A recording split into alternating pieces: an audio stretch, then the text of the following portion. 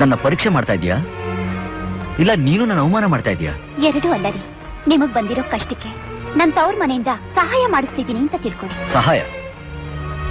ನೀನ್ ನನಗ್ ಮಾಡೋ ಸಹಾಯ ಸಮುದ್ರಕ್ಕೆ ಮಳೆ ಬಿದ್ದ ಹಾಗೆ.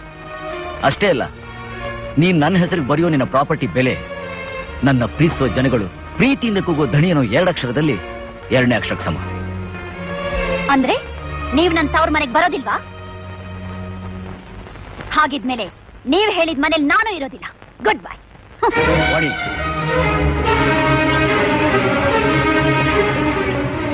ನಿನ್ನ ಒಳ್ಳೇದಕ್ಕೆ ಹೇಳ್ತಾ ಇದ್ದೀನಿ. ಹೆಣ್ಣಿಗೆ ತವ್ರ ಮನೆ ಅನ್ನೋದು ನೆನಪಾಗಿರ್ಬೇಕೆ ಹೊರತು ಆಶ್ರಯ ಆಗ್ಬಾರ್ದು. ವಾಣಿ, ಗೋಪಿ ಹೇಳೋ ಮಾತು ನಿಜ ಅಮ್ಮ. ದಯವಿಟ್ಟು ಹೋಗ್ಬಿಡಮ್ಮ. ಯಾರ ಬುದ್ಧಿವಾದನೂ ನನಗ್ ಬೇಕಾಗಿಲ್ಲ.